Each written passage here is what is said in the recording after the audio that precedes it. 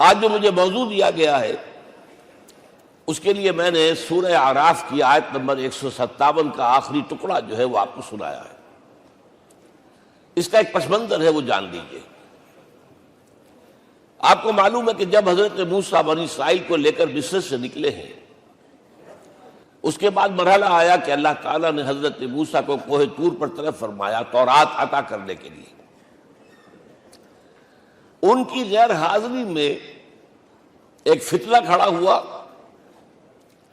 اور کچھ لوگوں نے ایک بچڑا بنا کر اس کی پرستش شروع کر دی بنی اسرائیل میں سے، سامری کا بنایا ہوا بچڑا۔ جب حضرت موسیٰ واپس آئے انہوں نے یہ دیکھا تو بہت غضبناک ہوئے، اور پھر اللہ تعالیٰ کے حکم سے فیصلہ ہوا کہ 12 قبیلوں میں سے جن لوگوں نے بھی یہ شرک کیا ہے ان کو انہی قبیلوں کے لوگ خود قتل کریں۔ کئی ہزار اسرائیلی قتل ہوئے۔ یہ بہت بڑا یوں سمجھیے کہ پرج ہوا ہے اس قوم کے اندر۔ اس کے بعد پھر مزید اللہ تعالیٰ کی خدمت میں استغفار کے لیے حضرت موسیٰ علیہ السلام اپنے 70 بڑے بڑے سردار جو تھے 12 قبیلوں کے ان کو لے کر حاضر ہوئے۔ وہاں انہوں نے استغفار کیا اور ایک دعا کی، پروردگار وَاكْتُبْ لَنَا حَسَنَةً فِي الدُّنْيَا وَالْآخِرَةِ، ہمارے لیے نیکی کا اندراج کر دے، دنیا میں بھی آخرت میں بھی۔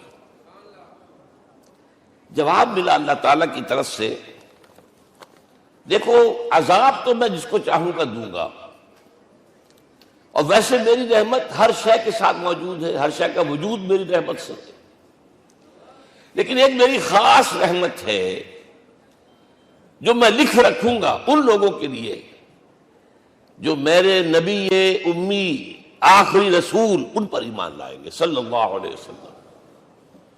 وہ جب آئیں گے اور وہ نیکی کا حکم دیں گے، بدی سے روکیں گے، پاکیزہ چیزوں کو حلال قرار دیں گے، ناپاک چیزوں کو حرام قرار دیں گے، نوع انسانی کے اوپر جو بوجھ تھے جو اس وقت ہوں گے ان کو اتاریں گے۔ وہ جب آئیں گے تو جو لوگ فَالَّذِينَ آمَنُوا بِهِ نمبر 1، وَعَزَّرُوهُ نمبر 2، وَنَصَرُوهُ نمبر 3، وَاتَّبَعُوا النُّورَ الَّذِي أُنزِلَ مَعَهُ أُولَٰئِكَ هُمُ الْمُفْلِحُونَ۔ جو لوگ ان پر ایمان لائیں گے ان کی تعظیم اور توقیر کریں گے، ان کی مدد کریں گے، اور جو نور ان کے ساتھ نازل کیا جائے گا یعنی قرآن، اس کی پیروی کریں گے، وہ ہوں گے جو فلاح پانے والے ہوں گے، میری خصوصی رحمت سے حصہ ان کو ملے گا۔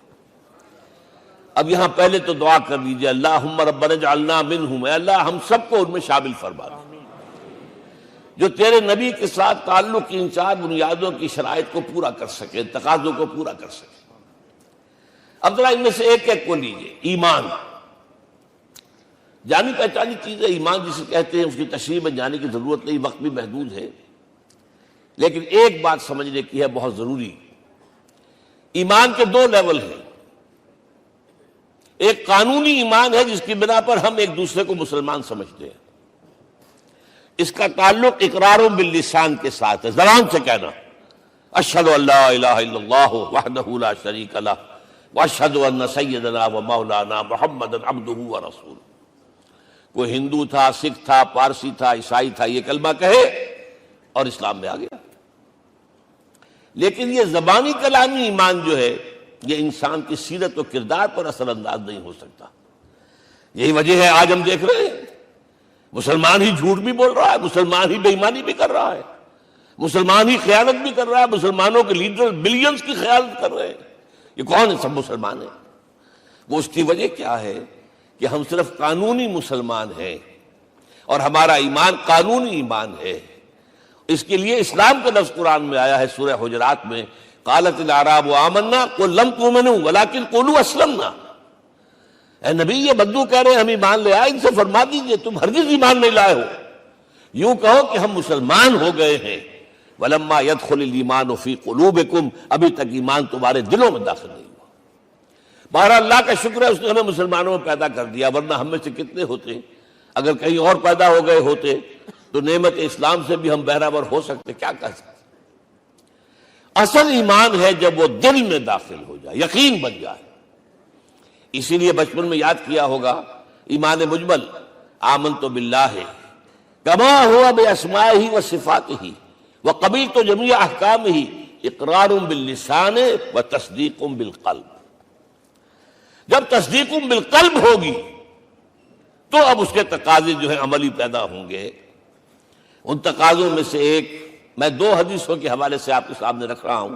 پہلی حدیث حضرت عبداللہ بن عمرو بن العاص رضی اللہ تعالی عنہما سے مروی ہے، لا یؤمن احدکم حتی یکون ہواہ طبعا لما جئت بہ۔ دیکھو تم میں سے کوئی شخص مومن نہیں ہو سکتا جب تک کہ اس کی خواہش نفس تابع نہ ہو جائے اس شریعت کے، اس قانون کے، اس ہدایت کے جو میں لے کر آیا ہوں۔ اگر عملاً تابع نہیں ہوئے تو حقیقتاً مومن نہیں ہو۔ دل میں جھانکو، Do I really believe that Muhammad is the Prophet of Allah? Do I really believe that Quran is the word of God? کبھی جھانکیے گا اندر، جواب ملے گا صحیح آپ کو۔ کیا کنوکشن ہے؟ کنوکشن ہو اور پھر حضور کی پیروی نہ ہو، حضور کے احکام کی پابندی نہ ہو، اللہ کے قوانین کی پابندی نہ ہو، کیسے ممکن ہے؟ حضور تو فرماتے ہیں صلی اللہ علیہ وسلم، ایک ایسی بد اخلاقی اور کج خلقی پر صرف اسے کوئی گناہ کبیرہ بھی نہیں کہیں گے۔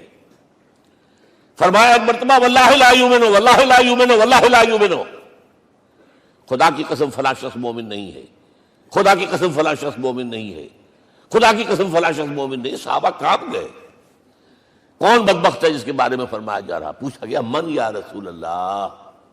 جواب سنیے اور اپنے غریبانوں میں جھانکیے۔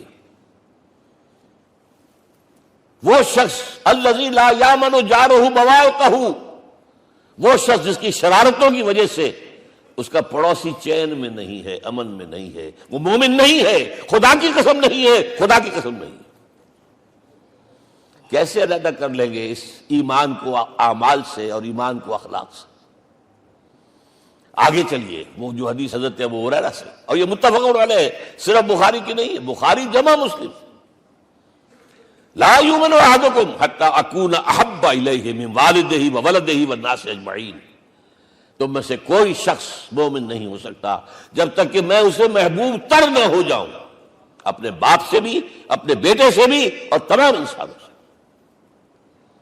جھانک لیجئے دل میں، صورتحال یہ ہے یا نہیں ہے؟ کیوں محبوب ہو جائیں؟ اس لیے کہ آپ کے ذریعے ہدایت ملی ہے، آپ کے ذریعے ہم اللہ سے جڑے ہیں، اور آپ کو معلوم ہے دنیا میں کوئی شے ہدایت نہیں، نعمت نہیں ہے جب تک کہ نعمت ہدایت نہ ہو۔ اگر صحت اچھی ہے، ہدایت نہیں ہے، تو بدماشیاں کریں گے، کیا کریں گے؟ آپ کو معلوم ہے صحت اچھی جو ہے کہ جا کے کھپے گی، اگر ہدایت نہیں ہے۔ اگر دولت ہے، ہدایت نہیں، کیا کریں؟ گلچھرے اڑائیں گے، عیاشیاں کریں گے، لوگوں پر اپنی دولت کا روب گانٹیں گے۔ اولاد ہے، ہدایت نہیں ہے، یہ اولاد سہان و روح بھی بن جائے گی کہیں آپ کے لیے۔ کوئی شے نعمت نہیں ہے جب تک کہ نعمت ہدایت نہ ہو، اور ہدایت ہمیں ملی محمد الرسول اللہ صلی اللہ علیہ وسلم کے ذریعے۔ تو آپ سے بڑھ کر محبوب کون ہوگا؟ اس کے ضمن میں ایک بڑا پیارا واقعہ آتا ہے۔ حضرت عمر سے پوچھتے ہیں حضور ایک مرتبہ، عمر تمہیں مجھ سے کتنی محبت ہے؟ اندازہ کیجئے کہ اس قدر اپنائیت کسی سے ہوتی ہے تب یہ سوال ہوتا ہے، عمر تمہیں مجھ سے کتنی محبت ہے؟ عرض کیا حضور مجھے آپ دنیا کے ہر انسان سے زیادہ محبوب ہیں۔ فرمایا اور اپنی جان سے؟ ذرا سا توقف کیا، دل میں جھانکا، ہاں حضور اب میں یہ بھی کہتا ہوں کہ میری جان سے بھی زیادہ عزیز ہے مجھے۔ آپ نے فرمایا الان عمر اب پہنچے ہو جو مقام ہے، اب درکار ہے، جو مطلوب ہے۔ تو محبت اس درجے کی، اطاعت اس درجے کی اگر نہیں ہے تو ایمان نہیں ہے۔ ہاں قانونی ایمان ہے، اب مسلمان ہے، اللہ کا شکر ہے، بہت بڑا فضل ہے۔ اب اگلے بات پر آئیے، الضروح، ان کی توقیر، ان کی تعظیم کرے۔ یہ تعظیم کس درجے میں؟ اب وقت بہت کم ہے، میں صرف آپ کو سورہ حجرات سے مثال دے رہا ہوں. فرمایا گیا یا ایھا الذین آمنوا لا ترفعوا اصواتکم فوق صوت النبی ولا تجہروا لہ بالقول کجہر بعضکم لبعض ان تحبط اعمالکم وانتم لا تشعرون. اے ایمان والو، کبھی اپنی آواز کو حضور کی آواز سے بلند تر نہ کر دینا. کبھی جس طرح بلند آواز سے ایک دوسرے سے بات کرتے ہو ایسے نہ کر بیٹھنا، مبادا تمہارے سارے اعمال حق ہو جائیں اور تمہیں پتہ بھی نہ چلے. تم تو کہو گے میں نے کوئی گناہ کبیرہ تو نہیں کیا، میں نے کوئی ڈاکہ نہیں ڈالا، چوری نہیں کی، کوئی زنا نہیں کیا، کوئی شراب نہیں پی، لیکن یہ سوء ادب لا ترفعوا اصواتکم فوق صوت النبی ولا تجہروا لہ بالقول کجہر بعضکم لبعض ان تحبط اعمالکم وانتم لا تشعرون. یہاں ایک میں عملی بات بھی آپ کے سامنے رکھ دوں. صحابہ کے بارے میں تو بات سمجھ میں آ گئی کہ اپنی آوازیں پست رکھیں. ہم کیسے کریں؟ ہمارا ایک طرز عمل ہونا چاہیے. اگر کسی گفتگو میں کوئی شخص کہ حضور نے یہ فرمایا ہے، کبھی یہ نہ کہے میں نہیں مانتا. ہاں توقف کر لیں، بھائی میں تحقیق کروں گا کہ واقعی یہ حدیث صحیح ہے یا نہیں ہے. ٹھیک، ضروری نہیں کہ جو کہہ دے مان لیں آپ. محدثین نے کتنی محنتیں کر کر کے چھانٹی کی ہے، لہذا یہ. لیکن فوراً اگر آپ بتا نہیں میں نہیں مانتا، یہ عقل کے خلاف ہے، یہ فلاں ہے، یہ وہ ہے، یہ ہے کہ جو آپ سوء ادب کے مرتکب ہو رہے ہیں نبی اکرم صلی اللہ علیہ وسلم کی بارگاہ میں. ہاں توقف کریں، غور کریں، تحقیق کریں، معلوم ہو کہ یہ حدیث پختہ نہیں ہے، مستند نہیں ہے، پھر دوسری بات ہے. اور یہ جان لیجئے ہمارا جو معاشرہ ہے اس کا ایک قانونی جو ہے احاطہ ہے. یہ بھی سورہ حجرات کی پہلی آیت ہے، یا ایھا الذین آمنوا لا تقدموا بین یدی اللہ ورسولہ. اللہ اور اس کے رسول کے احکام کا دائرہ ہے، اس کے اندر اندر رہو، باہر نہیں نکل سکتے. لیکن اس دائرے کے اندر ایک مرکزی شخصیت جس کی دل آویزی، جس کا حسن سلوک، جس کا حسن کردار، جس کا حسن اخلاق مرکز بن جائے، تمام لوگوں کی جذباتی محبت کا مرکز بن جائے، اگر یہ نہیں ہوگا تو معاشرہ مضبوط نہیں ہوگا. محض قانون اور دستور پر معاشرہ مضبوط نہیں ہوتا. کسی شخصیت، اب آپ کو معلوم ہے آخر ہندوستان کے معاشرے میں گاندھی کا ایک مقام ہے کہ نہیں ہے؟ آخر یہ سارا معاملہ چل رہا ہے اسی کے گرد کے نہیں؟ ماؤ زے تنگ کے معاملہ ہے کہ نہیں ہے؟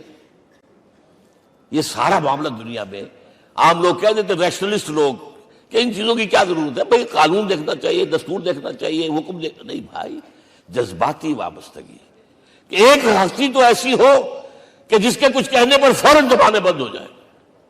اور اس کا نقشہ میں سعودی عرب میں دیکھتا ہوں، اگر وہاں کے دو بدو لڑ رہے ہوں سخت اور ایک دوسرے کو کھانے کو دوڑ رہے ہوں، کوئی شخص کہتے صلی علی النبی، فوراً خاموش. معلوم ہوتا ہے آگ کے اوپر کسی نے پانی ڈال دیا، خاموش، صلی علی النبی، صرف یہ کہنے سے. یہ جذباتی وابستگی اگر محمد سے نہیں ہے صلی اللہ علیہ وسلم تو آپ کا معاشرہ کبھی مضبوط نہیں ہوگا. یہ مرکزی شخصیت، یہ مرکز ہے. اسی لیے ان کے احترام کا یہ درجہ ہے، کیونکہ اس سے کیا ہوگا؟ تمہارا شیرازہ بکھر جائے گا. اگر ان کے ساتھ جذباتی محبت نہیں ہوگی تمہارا شیرازہ بکھر جائے گا. یہ آیا معاملہ. اب میں آپ کو بتانا چاہتا ہوں تہذیب. ہمارے ہاں اصل میں بدقسمتی سے ہم سیرت کی تقریریں کرتے ہیں، حضور کی عظمت بیان کرنے کی کوشش کرتے ہیں. کچھ لوگ تو خیر حضور کی زلفیں ہیں، حضور کی آنکھیں ہیں، حضور کی کملی ہے، حضور کا سایہ نہیں تھا وغیرہ، یہ باتیں اپنی جگہ ہے، ہر چیز ٹھیک ہے. لیکن یہ جان لیجئے حضور کی اصل عظمت ایک نبی اور رسول کی حیثیت سے ہے، اور وہ شے وہ ہے جہاں جبرائیل کے بھی پر جل رہے ہیں. اس کی حقیقت کون جانتا ہے؟ میں ایک مثال دے رہا ہوں آپ کو کہ حضور 100 میں مثال رکھا کرتے تھے. آج روزہ رکھا، شام کو افطار نہیں کیا، وہ رات کو چل رہا ہے روزہ، اگلے روز پھر وہ کنٹینیو کر رہا ہے شام تک. 2 دن کا 100 میں مثال، 3 دن کا بھی رکھتے تھے. صحابہ نے اجازت چاہی، حضور ہمیں بھی اجازت دے دیں. نہیں، آج کے حضور آپ تو رکھتے ہیں، ہمیں منع کرتے ہیں۔ اب سنیے، ایکم مثلی، تمہیں سے کون ہے مجھ جیسا؟ ابھی تو اندر ربی، میں تو اپنے رب کے پاس رات گزارتا ہوں۔ ہوا یطعمنی ویسقین، وہ مجھے کھلاتا اور پلاتا ہے۔ کیا سمجھیں گے ہم؟ کیا ہماری سمجھ میں آئے گا؟ یہ معاملہ نبوت کے جو اسرار و رموز ہیں، ان کا جو مقام اور مرتبہ ہے، وہ کوئی نبی پہچان سکتا، غیر نبی تو پہچان ہی نہیں سکتا۔ ایک ڈاکٹر کا کیا مقام ہے اپنے فن میں، وہ کوئی ڈاکٹر ہی سمجھ سکے گا نا، غیر ڈاکٹر کہاں سمجھے گا؟ اور حقیقت میں وہی سمجھے گا جو اس سے بھی اوپر کا ڈاکٹر ہے، نیچے والا تو نہیں سمجھ سکتا۔ جو کمتر ہے وہ تو صرف اوپر دیکھے گا، اللہ اللہ خیر صلی اللہ۔ جو اوپر ہے اور ظاہر ہے محمد سے اوپر کوئی نہیں صلی اللہ علیہ وسلم۔ یہی وجہ ہے، دیکھیے شیخ سعدی کو کیا کہنا پڑا، یا صاحب الجمال و یا سید البشر من وجهك المرير قد نور القمر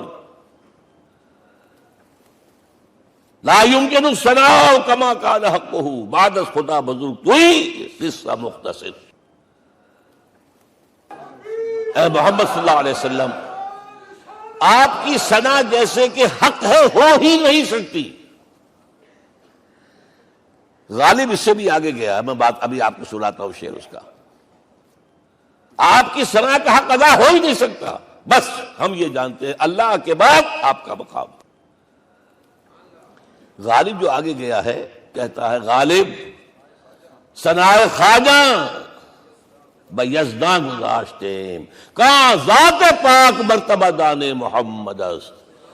اے غالب، ہم نے تو حضور کی ثنا تو اللہ کے حوالے کر دی ہے، اس لیے کہ وہی ذات پاک جانتا ہے مرتبہ محمد کا کیا ہے صلی اللہ علیہ وسلم۔ ہم بیان کرنے کی کوشش کریں گے تو توہین کر بیٹھیں گے۔ ایک لطیفہ ہے، ایک بیچارہ کوئی دیہاتی کہیں پھنسا ہوا تھا کسی جگہ، تھکا ہوا چل رہا تھا، ڈپٹی کمشنر صاحب جا رہے تھے، کار میں بٹھا لیا۔ اب اس نے کہا، پتر تینوں اللہ پٹواری کرے۔ اب اس غریب کے جو ہے اس کے ذہن میں تو پٹواری سے اوپر تو کچھ ہے ہی نہیں، اس کے قلم سے جو ہے ادھر کا انتقال ادھر ہو گیا، ادھر کی طرف ادھر چلی گئی۔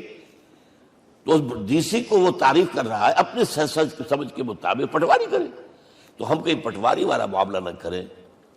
ہاں، ایک پہلو ایسا ہے جس کے حوالے سے حضور کی عظمت ہماری سمجھ میں آئے گی۔ حضور ایک انسان کی حیثیت سے کیا تھے، ایک باپ کی حیثیت سے آپ کا کیا طرز عمل تھا۔ ذرا یاد کیجئے، جگر گوشہ رسول حضرت فاطمہ بطول رضی اللہ تعالیٰ عنہ وہ حاضر ہوتی ہے، ابا جان دیکھیے چکی پیس پیس کر یہ گھٹے پڑ گئے میرے ہاتھ میں، یہ کنویں سے پانی لاتی ہوں، مشکیزیں کہ یہاں پر بندیاں پڑ گئی۔ حضور اب تو عام لوگوں پر بھی آسانیاں ہیں، لوگوں کے ہاں غلام آ گئے ہیں، کنیزیں آ گئی ہیں، مال و دولت آ گئی ہے، مجھے بھی کوئی غلام کنیز عطا ہو جائے۔ اور آپ کو معلوم ہے یہ لخت جگر نور چشم محمد کی سب سے پیاری بیٹی صلی اللہ علیہ وسلم، کوئی شک نہیں اس میں، فاطمہ کیا بیتی ہوگی حضور کے قلب پر۔ لیکن فرمایا، کیا بیٹی، یہ دنیا کی چیزیں ہمارے لیے نہیں ہیں، میں تمہیں اس سے بہتر شے دیتا ہوں۔ تسبیح فاطمہ ہر نماز کے بعد 33 مرتبہ سبحان اللہ، 33 مرتبہ الحمدللہ، 33 مرتبہ اللہ اکبر کہہ لیا کرو۔ لیکن سوچ لیجئے دل پر کیا گزری ہوگی صلی اللہ علیہ وسلم۔ حضرت عائشہ سے پوچھئے، حضرت خدیجہ سے پوچھئے، حضور کیسے شوہر تھے؟ آپ سے زیادہ خواتین کے حق میں نرم، گھر کے کام کا جھاڑو دے رہے ہیں، کپڑے جو ہے بوسیدہ انہیں سی رہے، گھر میں بیٹھے ہوئے یہ کام کرتے تھے۔ بہرحال ایک بات میں آپ سے عرض کروں، آپ انسان کی جس حیثیت کا بھی ذہن میں تصور کریں گے وہ ساری حیثیتیں محمد میں موجود ہیں صلی اللہ علیہ وسلم۔ محمد حاکم کی حیثیت سے بھی ہیں، محمد سب سالار کی حیثیت سے بھی ہیں، محمد قاضی القضات بھی ہیں، محمد ہیڈ آف دی اسٹیٹ بھی ہیں، محمد بیویوں والے بھی ہیں، اولاد والے بھی ہیں، محمد 5 وقتہ امام بھی ہیں، جمعے کے خطیب بھی ہیں، مدرس قرآن بھی ہیں، مربی بھی ہیں، مزکی بھی ہیں، اور ہر میدان میں بلند ترین مقام۔ کوئی ایسی جامع شخصیت ملے گی؟ ہمارے ہاں تو حال یہ ہے کہ جو خطیب صاحب ہوتے ہیں وہ 5 وقتہ نماز کیسے پڑھا سکتے ہیں؟ ان کا تو اونچا مقام ہے۔ 5 وقتہ نماز کے لیے تو علیحدہ چاہیے امام آپ کو، اور وہاں بھی ایک امام سینئر ہوگا، وہ عشاء مغرب اور فجر پڑھائے گا، ایک جونیئر ہوگا بیچارہ، وہ جو خاموش نماز ہے وہ پڑھائے گا۔ 5 وقتہ نماز پڑھا رہے ہیں محمد صلی اللہ علیہ وسلم، اور خطیب بھی وہی ہے، مربی بھی وہی ہے، مزکی بھی وہی ہے۔ ہمارے ہاں جو لوگ تزکیہ نفس کے میدان میں ہیں وہ پھر جماعت کبھی نہیں کراتے، کبھی نہیں دیکھا ہوگا آپ نے کسی صاحب کو کراتے ہوئے۔ یہ جامعیت جو ہے، جامعیت کبریٰ۔ میں صرف ایک بات کہا کرتا ہوں، ایک اعتبار سے حضور کا اسوہ نامکمل ہے۔ آپ مجھے سوء ادب کا مرتکب نہ قرار دے دیں، اسوہ کیا ہے؟ عورت کے لیے اس کی اپنی نسوانی زندگی کے لیے اسوہ آپ میں نہیں ہے۔ آخر نصف انسانیت ہے، اسے بھی اسوہ چاہیے۔ یہ ہے جس کی وجہ سے حضور نے شادیاں کی ہیں زیادہ۔ خواتین کے لیے اسوہ حضور کے ازواج مطہرات ہیں، اور ان میں سب سے بڑھ کر جو بالکل یوں سمجھیے کہ آغاز کے اندر نوجوانی میں آ گئی ہیں حضور کی خدمت میں، نہایت ذہین و فتین، انہوں نے پھر عورت کی زندگی کے لیے حضور کا جو طرز عمل تھا وہ انہوں نے بیان کیا نا۔ اس لیے سورہ احزاب کے اندر اس کا تذکرہ ہے، جہاں یہ آتا ہے لقد کان لکم فی رسول اللہ اسوۃ حسنہ، وہیں پر یا نساء النبی لستن کاحد من النساء، اے نبی کی بیویوں تم عام عورتوں کے مانند نہیں ہو، تمہیں تو اسوہ بننا ہے امت کے لیے۔ اب اس سے اگلا قدم میں بڑھا رہا ہوں آگے، اور اس کے ساتھ جڑ جائے گی تیسری بات۔ تیسری بات کیا ہے؟ وَنَصَرُوهُ، اس کی مدد کریں صلی اللہ علیہ وسلم۔ پہلی بات تو یہ نوٹ کیجئے، حضور انتہائی غیور انسان تھے، انتہائی غیور۔ یہ کہا جاتا ہے کہ اگر حضور گھوڑے اس میں سوار ہوتے تھے اونٹ پر، اور آپ کا کوڑا نیچے گر گیا، تو آپ یہ کسی سے نہیں کہتے تھے کہ ذرا یہ میرا کوڑا مجھے پکڑا دینا، یہ بھی گوارا نہیں تھا۔ آپ اونٹ بٹھا کر نیچے اتر کر اپنا کوڑا خود اٹھاتے تھے۔ کسی سے اپنے ذاتی کام کے لیے کوئی مدد مانگنا امکان ہی نہیں۔ بلکہ ایک واقعہ تو وہ ہے جب بھی میں تذکرہ کرتا ہوں میری آنکھوں میں آنسو آ جاتے ہیں۔ یہ ہجرت کے وقت کا واقعہ ہے۔ آپ کو معلوم ہے حضور نے تمام مسلمانوں کو مکے سے جانے کی اجازت دے دی، چلے جاؤ مدینے، چلے جاؤ مدینے، آپ خود تھے موجود، اس لیے کہ رسول اپنے مقام کو نہیں چھوڑ سکتا وداؤٹ ایکسپریس پرمیشن فرام اللہ سبحانہ و تعالی۔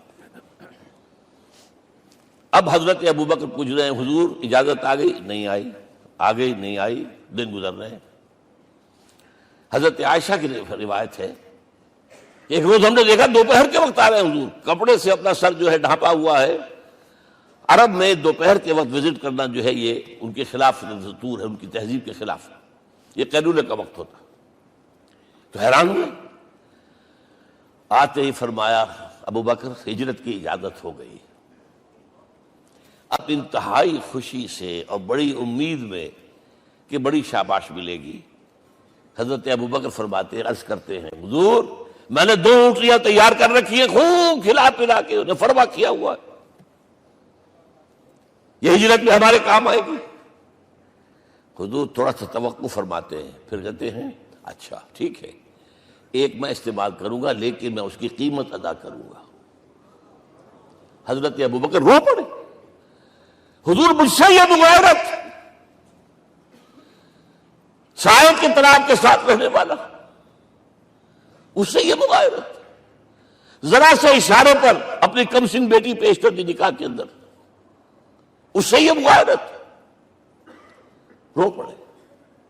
لیکن حضور کی اپنی غیرت تھی، میں قیمت دوں گا۔ اب بتائیے مدد کا کے لیے درکار تھی؟ مدد تھی ان کے مشن کے لیے۔ مشن 2 حصوں میں تھا، اس کو جانیے، آج کچھ علمی باتیں آ رہی ہیں۔ حضور کے مشن کے 2 حصے، ایک ابتدائی جو تمام انبیاء اور رسول کا تھا، ایک تکمیلی جو صرف محمد کا صلی اللہ علیہ وسلم۔ ابتدائی کیا ہے؟ اللہ کی طرف دعوت، تبلیغ۔ جو دعوت قبول کر لیں ان کے لیے بشارت، بشیر کہ تمہارے لیے آخرت میں جنت ہے، نعمتیں ہیں۔ رد کر دیں ان کے لیے نذیر، خبردار کرنے والے، جہنم کے لیے تیاری کر لو۔ داعی اللہ، اللہ کی طرف بلانے والے، سراجا منیرا، روشنی کے چراغ۔ یہ حیثیتیں مشترک ہے تمام انبیاء کرام۔ تمام انبیاء بشیر بھی تھے، نذیر بھی تھے، داعی بھی تھے، سراج منیر بھی تھے، اگرچہ ان تمام حیثیتوں میں بھی حضور کا سب سے اونچا مقام علیحدہ نمایاں ہے، لیکن حیثیتیں بنیادی طور پر مشترک۔ ایک حیثیت تکمیلی، اور وہ کیا ہے؟ اے نبی، جو دین آپ کو دیا گیا ہے صرف تبلیغ نہیں، صرف تعلیم نہیں، اس کو قائم کر کے دکھاؤ ایک نظام زندگی کی حیثیت سے۔ 3 مرتبہ قرآن میں یہ الفاظ حضور کے لیے آئے ہیں، هو الذی ارسل رسولہ بالہدی ودین الحق لیظہرہ علی الدین کلہ۔ 3 دفعہ سورہ توبہ میں یہ الفاظ آئے، سورہ صف میں یہ الفاظ آئے، سورہ فتح میں یہ الفاظ آئے۔ وہی اللہ جس نے بھیجا ہے اپنے رسول کو صلی اللہ علیہ وسلم، الہدا، قرآن حکیم، ہدایت کاملہ، اور نمبر 2 دین حق۔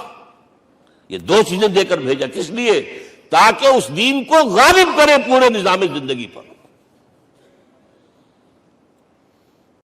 یہ معاملہ ذرا سوچئے، اور یہ حضور کے لیے 3 دفعہ، اور کسی اور نبی کے لیے 1 دفعہ بھی نہیں۔ قرآن مجید کے اس نقطے کو ذہن نشین کر لیجیے۔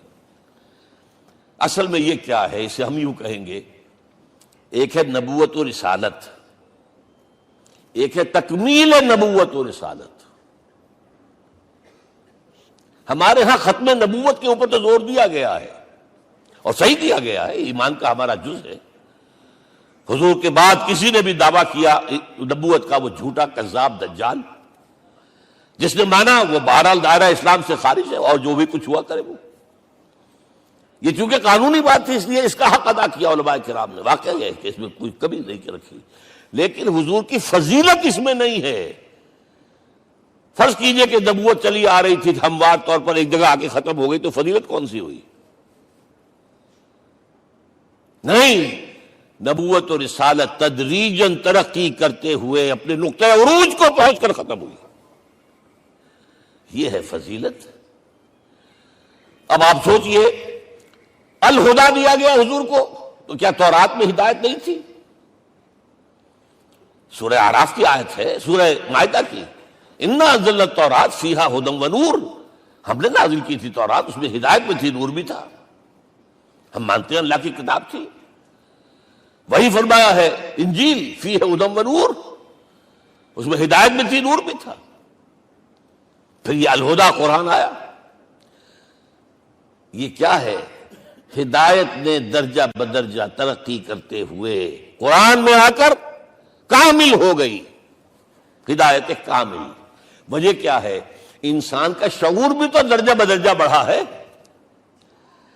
ایک وقت تھا ہمارا بچپن تھا، فکر کے اعتبار سے، سوچ کے اعتبار سے، علم کے اعتبار سے، ہمارے آباء و اجداد کبھی جو رہتے تھے غاروں کے اندر یا کبھی آئے ہیں، تو کیا تھا ان کے پاس؟ اب اس وقت جو ہے کسی کو آپ پرائمری کے بچے کو پی ایچ ڈی ڈاکٹر رکھ دیجئے ٹیوٹر، تو کیا پڑھائے گا تو وہی جو پرائمری کا بچہ سمجھ سکے۔ لہذا وہ جو کہا گیا تھا آدم کو اس زمین کی خلافت دیتے، فَإِمَّا يَأْتِيَنَّكُم مِّنِّي هُدًى فَمَن تَبِعَ هُدَايَ فَلَا خَوْفٌ عَلَيْهِمْ وَلَا هُمْ يَحْزَنُونَ۔ یہ ہدایت رفتہ رفتہ آئے گی، آئے گی، آئے گی، آئے گی۔ اور یہ بات جان لیجئے، پروفیسر ڈاکٹر محمد شریف نے جو کتاب لکھی ہے فلسفے کی تاریخ پر، اس میں بتایا ہے کہ 1200 برس انسانی تاریخ کے بہت ہی پروڈکٹیو ہے فلسفیانہ فکر کے لیے۔ From 600 BC to 600 AD 1200 years, سارے فلسفے اسی میں پیدا ہوئے۔ سقراط، مختار، افلاطون اور یہ سب نکل گیا، کنفیوشس بھی آ گیا، تاؤ بھی آ گیا، اور بدھ بھی آ گیا، جین بھی آ گیا، سب آ گئے، سب آ گئے۔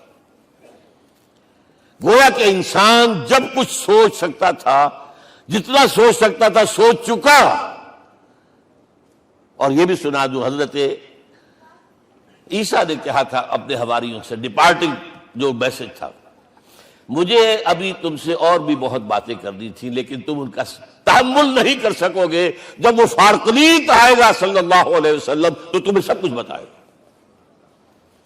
لہذا جب انسان بلوغت کو پہنچا ہے فلسفیانہ فکر کے اعتبار سے، تب، اور یہ بھی نوٹ کر لیجئے، بہت اہم بات کہہ رہا ہوں، چند مہینے غار حرا کی تنہائیوں میں اللہ تعالیٰ نے حضور کو وہ سارا ذہنی سفر طے کرایا ہے۔ کیا کرتے تھے حضور جا کر غار حرا میں؟ کبھی سوچا آپ نے؟ اگر آپ یہودیوں میں پیدا ہوئے ہوتے تو یہودی طرز پر آپ عبادت کرتے، اگر کہیں عیسائیوں میں پیدا ہوتے تو عیسائیوں کی طرف پر آپ تو نہیں تھے، آپ تو پیدا وہ مشرکین میں شرک کرنے کا امکان ہی نہیں آپ کے لیے، تو کیا کرتے تھے؟ حدیث کے الفاظ یہ یتحنث فی، وہاں جا کر عبادت کرتے تھے۔ اب شارحین حدیث نے بہت عمدہ لکھا ہے، کانا صفت تعبدہ فی غار حرا التفکر والاعتبار، غار حرا میں آپ کی عبادت فکر، غور و فکر، تفکر و اعتبار، جس کی میں تعبیر یہ کر رہا ہوں، جس کو کہا کبھی اکبر الہ آبادی نے، خدا کے کام دیکھو بعد کیا ہے اور کیا پہلے، نظر آتا ہے مجھ کو بدر سے غار حرا پہلے۔ تم غار حرا کو نہیں جانتے، مصطفیٰ اندر حرا خلوت گزید، قوم آئین و حکومت آفرید۔ The most productive part of the period life of Muhammad is that which he passed in غار حرا۔ فکر کی ساری جو ہیں بلندیاں طے کی، تب آیا ہے اقرأ باسم ربک، اب اللہ کا الہدیٰ شروع ہوا ہے۔ اچھا، اسی طرح نمبر 2، دین حق مکمل ہوا ہے، ورنہ جب ہم کبھی غاروں میں رہتے تھے کسی میونسپلٹی کا بھی سوال نہیں، نظام کسے کہیں گے؟ پھر یہ ہے کہ قبائلی نظام آیا، چلیے ایک شیخ ہے اس کا کہنا ماننا ہے سب کو، کچھ نظام تو بن گیا نا، اور نظام جہاں آئے گا جکڑ بندی ہو جائے گی۔ اب تم فلاں قبیلے کے شخص ہو، اس کا قبیلے کا سردار یہ، تمہیں حکم ماننا پڑے گا، اس قبیلے کی روایت یہ ہے، تمہیں پیروی کرنی پڑے گی، you have to do it whether you like it or not۔ پھر آپ کی سٹی اسٹیٹس وجود میں آئی، پھر امپائرز وجود میں آ گئے، 400-500 برس سے رومن امپائر، 400-500 برس سے ایرانین امپائر عرب کے اوپر ایسے تھی جیسے افغان کے سر کے اوپر بہت بڑا جو ہے پگڑ رکھا ہوتا ہے، کتنا بڑا ہوتا ہے۔ وہ کسی نے شعر کہا بھی تھا، مجھے تو اب یاد نہیں، کہ سر پہ باندھے ہوئے پورا افغانستان، میرا خیال ضمیر جعفری۔ تو کیا تھا یہ جزیرہ نما عرب، یہ جزیرہ کہلاتا ہے، الجزیرہ، الجزیرہ، اس لیے کہ نیچے آپ کو معلوم ہے بحیرہ عرب، ادھر جو ہے خلیج آ رہی ہے آخر تک، ادھر سے بحیرہ قلزم جا رہا ہے، اور پھر خلیج عقبہ آ گئی ہے، تو یہ سارا جو ہے جزیرہ نما ہے، اس سے پہلے نہیں سنا۔ لیکن عرب اوپر 2 اور ہیں، عراق عرب، شام عرب۔ عراق عرب پر قبضہ ایران کا، شام عرب پر رومیوں کا، اور جب یہ سلطنتیں بن گئیں تو گویا کہ انسان شکنجے میں آ گیا۔ ظلم، محنت کرے کسان، عیش کرے جاگیردار، اور بادشاہ محل بنائے، لگان وہاں سے آ رہا ہے۔ از جفائے دے خدایاں کشتے دہ خانہ خراب، کرگے پر بیٹھا ہوا کوئی کھدر بن رہا ہے، ٹیکس دو۔ بادشاہ محل بھی بنائے گا، عیاشیاں بھی کرے گا، سارا نسوانی حسن جو ہے کوہ قاف کا لے آئے گا اپنے ہاں، اور پھر فوج بھی رکھے گا، ذرا تم نے گردن اٹھائی تو تمہاری سرکوبی کرنے کے لیے فوج تیار ہے۔ یہ جب جکڑ بند آئی ہے انسان پر، تب محمد کو بھیجا گیا ہے، دلی بیٹر، اسے آزاد کرانے والا، دین حق دیا گیا۔ یہ دین حق قرآن مجید میں اسی لیے کہا گیا، یہ میں کہہ رہا ہوں تکمیل رسالت النبوت، الیوم اکملت لکم دینکم واتممت علیکم نعمتی ورضیت لکم الاسلام دینا۔ آج میں نے تمہارے لیے تمہارے دین کو کامل کر دیا ہے، یہ مکمل نظام زندگی ہم نے دیا ہے، پہلے تھا ہی نہیں۔ لہذا کسی اور نبی سے یہ نہیں کہا گیا کہ اس کو غالب کرو، میں نے آپ کو بتا دیا کہیں نہیں ہے، نہ نوح، نہ ہود، نہ صالح، نہ ابراہیم، نہ موسیٰ، نہ عیسیٰ، کوئی بھی نہیں۔ اور حضور سے کہا گیا یہ دین اب غالب کرو۔ اگر صرف تم کتاب میں لکھ کر دے جاؤ اور اس کے مثال پیش نہ کر سکو، دنیا کہے گی بہت اچھی شاعری ہے، آج بھی آپ کو معلوم ہے دی ریپبلک کتاب زندہ ہے، لیکن آج تک ایک دن کے لیے بھی وہ نظام کہیں قائم ہوا ہے؟ ہم یہی کہیں گے کہ ٹھیک ہے، یہ جو ہے ایک خواب ہے، اللہ اللہ فرض، اس کے سوا کیا یوٹوپیا ہے؟ اس نظام کو قائم کر کے دکھاؤ۔ اب آپ اس کو اینالائز کر لیجئے، اچھی طرح سمجھ لیجئے۔ It was the revolutionary role which was assigned to محمد صلی اللہ علیہ وسلم۔ نظام کو بدلنا، اسی کا نام تو انقلاب ہے۔ انقلاب کسے کہتے ہیں؟ دنیا میں دو نظام ایک جگہ نہیں ہو سکتے، مذہب 100 بھی ہو سکتے ایک جگہ۔ مذہب لمیٹڈ ہے، آپ کی ذاتی زندگی، آپ کے کچھ عقائد ہیں، کچھ عبادات ہیں، کچھ رسومات ہیں، کچھ سوشل رائٹس ہیں، یہ ہے بس۔ تو یہ تو 100 بھی دے کین کو ایگزسٹ۔ امریکہ میں کتنے ہیں؟ مسلمان گئے مسجدیں بنا لی ہیں، ہندو گئے ہیں مندر بنا لیے ہیں، سکھ گئے ہیں ان کے گردوارے بنے ہوئے ہیں، سلوتے یعنی یہودیوں کے عیسائیوں سے تو بے شمار ہے ہی ہے، لیکن ہے ہمہ مذہب۔ لیکن دین تو دو نہیں ہو سکتے، یا ڈیموکریسی ہوگی یا بادشاہت ہوگی، ایک تو دو تو نہیں ہو سکتے۔ یا کیپٹلزم ہوگا یا سوشلزم ہوگا، دو تو نہیں ہو سکتے۔ یا تھیوکریسی ہوگی یا ڈیموکریسی ہوگی، دو نہیں ہو سکتے۔ اور یہ بھی آپ کو معلوم ہے دنیا میں کہیں ویکوم نہیں ہے نظام کے اعتبار سے، کبھی نہیں رہا ہے۔ ہر ایک نظام موجود ہے۔ آپ کوئی دوسرا نظام لانا چاہتے ہیں، پہلے اس کو جڑ سے اکھیڑنا پڑے گا۔ گفت رومی ہر بنائے کوہنا کا آباداں کلند، تو نہ دانی اولاں تعمیر راں ویراں کلند۔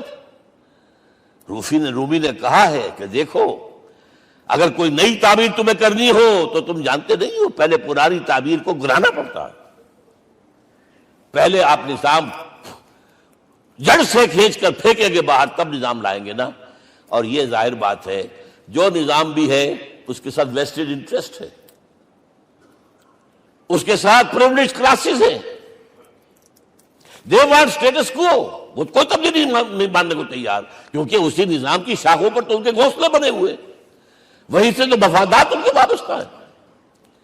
لہذا نظام جو ہے بدلنے کے لیے جانیں دینی پڑتی ہیں، خون بہانا پڑتا ہے، جان جوکھوں کا کام کرنا پڑتا ہے، اس کے بغیر نظام نہیں بدلتا۔ اور محمد کا رول صلی اللہ علیہ وسلم، یہ ہے وہ عظمت محمد کی جو انسان نے پہچانی ہے۔ میں 3 گواہیاں آپ کے سامنے پیش کر رہا ہوں، 1 from the east, 2 from the west, 3 کئی ملوے ہے۔ یہی لاہور 1920، یہاں ایک بریڈلا ہال ہوتا تھا، اس بریڈلا ہال میں ایم این رائے کی ایک تقریر۔ And who was M N Roy? Personal friend of Lenin, member of the Communist International. He knew what revolution is۔ اور اس نے ہسٹوریکل رول آف اسلام تقریر کی لاہور کے اندر 1920 میں، اور اس نے کہا تاریخ انسانی کا عظیم ترین انقلاب وہ تھا جو محمد نے برپا کیا صلی اللہ علیہ وسلم۔ میں تو اس کی ذہانت کی داد دیے بغیر نہیں رہا۔ اس نے کہا بعض مورخین یہ جو فتوحات کی ہیں صحابہ کرام نے، ان کو سمجھ بیٹھتے ہیں جیسے اٹیلا نے فتوحات کی ہیں یا چنگیز خان نے کی ہے یا کسی اور۔ کہاں وہ کہاں یہ، وہاں صرف تباہی آتی تھی۔ اور محمد صلی اللہ علیہ وسلم کے پیروکاروں نے جب دنیا فتح کی ہے، نئی تہذیب دی ہے، نیا تمدن دیا ہے، نیا نظام دیا ہے، روشنی دی ہے، علوم کو تازہ کیا ہے، علوم ایجاد کیے ہیں۔ یہ ہے وہ انقلاب جو محمد نے برپا کیا صلی اللہ علیہ وسلم۔ یہ کتاب آج بھی ہندوستان میں چھپتی ہے، بمبئی میں، دی ہسٹوریکل رول آف اسلام۔ اور میں سمجھتا ہوں کہ ہندو ہے، کمیونسٹ ہے اور گواہی دے رہا ہے۔ دوسرا، یہ تو چونکہ بڑی ریسنٹ پاسٹ کی بات ہے، ڈاکٹر مائیکل ہارٹ ایک کتاب لکھتا ہے دی 100، اس کا سب ٹائٹل کیا ہے؟ A selection and gradation of the 100 most influential personalities of the human race, human history. پوری انسانی نسل میں سے ان لوگوں کو چن لو جنہوں نے اس کی تاریخ کے دھارے کے رخ کو موڑا ہو۔ ادھر جا رہا تھا ادھر کر دیا، ادھر جا رہا تھا ادھر کر دیا۔ جن لوگوں نے بھی تاریخ کا دھارا موڑا، پہلے سلیکٹ کر لو، سلیکشن۔ 100 آدمی کا ہم آ گئے، اب گریڈیشن ان میں سب سے زیادہ کس نے کیا؟ اور ٹاپ پر لایا محمد کو صلی اللہ علیہ وسلم. یہ کتاب تو اویلیبل ہے، پڑھیے. اور چونکہ عیسائی ہیں اور حضرت عیسیٰ کو نمبر 3 پر لے گیا، غور کیجئے. نمبر 2 پر لایا نیوٹن کو، بابائے طبیعیات. اور پھر کہتا ہے naturally I owe an explanation. میں عیسائی ہوتے ہوئے I am placing Muhammad at one at top. How? This is because, یہ لفظ یاد کیجئے، this is because he is the only person supremely successful in both the religious and secular fields. ذہانت، وہ زندگی جو آج تقسیم کر دی گئی ہے، یہ مذہبی زندگی ہے، یہ سیکولر ہے، یہ ریاست ہے، قانون ہے، یہ ہے وہ، اس کو علیحدہ رکھو بھائی، مذہب کو علیحدہ رکھو. وہ کہتے ہیں کہ یا تو مجھے ملتا ہے کہ وہ آدمی جو ادھر اونچا ہے تو دوسری طرف نیچا ہے، کچھ بھی نہیں.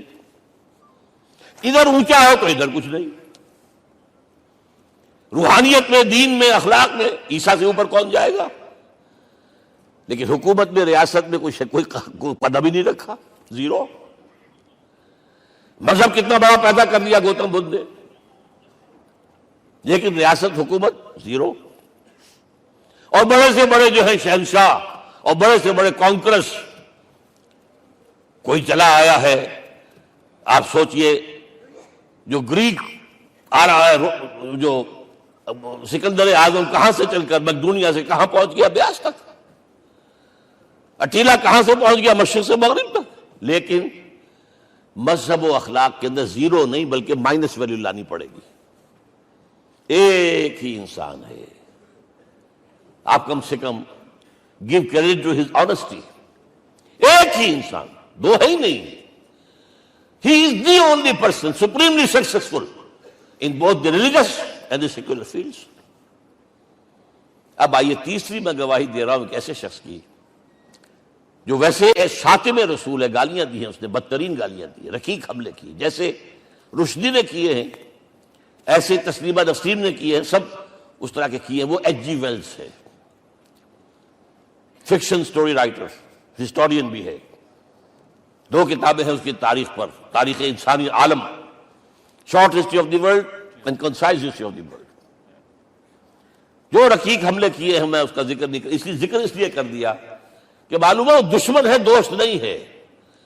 اگر کسی کا دوست ہوگا تو تعریف کرے گا.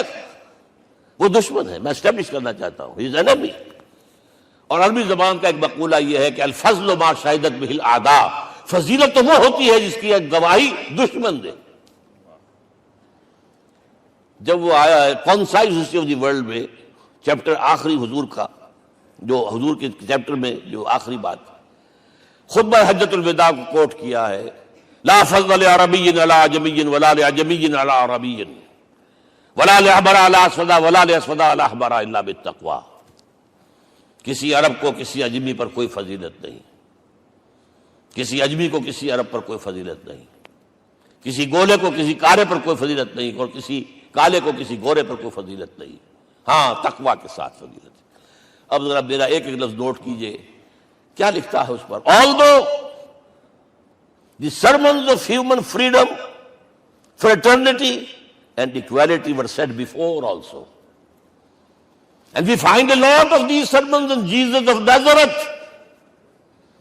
مسیح ناصری حضرت عیسیٰ علیہ السلام کے ہاں بھی واعظ تو ہمیں بہت ملتے ہیں، but it must be accepted that it was Muhammad صلی اللہ علیہ وسلم who for the first time in history established a society based on these principles. انسانی حریت، اخوت، مساوات، اس کے واعظ کہنے تو بہت آسان ہے، تقریریں کرنی تو بہت آسان ہے، لیکن ان ویلیوز کو باقاعدہ اسٹیبلش کرنا ایک سوسائٹی میں ماننا پڑتا ہے. یہ اسے دینا پڑا کریڈٹ جو بھی ہے. لیکن ایک بات نوٹ کر لیں، مبادہ کہیں آپ میرے بارے میں سوء ظن ہو جائے، تازہ ایڈیشن جو اب اویلیبل ہے اس میں سے یہ نکال دیے گئے ہیں. آج کے جو ان کے ایڈیٹرز ہیں ان کے حلق سے نیچے نہیں اتر رہے. اتنی بڑی حقیقت. آپ پنجاب لائبریری یا پبلک لائبریری سے جا کے پرانا ایڈیشن لیجئے، concise history of the world کے اندر آپ کو یہ الفاظ مل جائیں گے. Although the sermons of human fraternity, Freedom and equality were said before also. And we have a lot of these sermons in Jesus of Nazareth. But it must be accepted that it was Muhammad sallallahu alaihi wasallam who for the first time in history established a society based on these principles. اب یہ جو mission میں نے آپ کے سامنے رکھا، ایک بنیادی مشن قرآن کی تبلیغ کرو، تبلیغ کرو، تبلیغ کرو، تبلیغ کرو. یا ایھا رسول بلغ ما انزل الیک من ربک وان لم تفعل فما بلغت رسالتہ.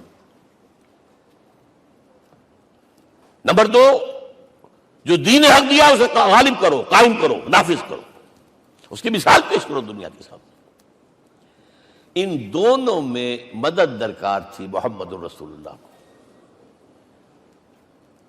جیسے حضرت مسیح نے کہا تھا، وَإِذْ قَالَ عِيسَىٰ ابْنُ مَرْيَمَ لِلْحَوَارِيِّينَ مَنْ أَنصَارِي إِلَى اللَّهِ، کون ہے میرا مددگار اللہ کی راہ میں. جیسے کہ اللہ فرماتے سورہ حدید میں، بڑی پیاری آیت ہے، بڑی ریولوشنری آیت ہے، بلکہ میں لفظ استعمال، بڑی ننگی انقلابی آیت ہے قرآن مجید کی.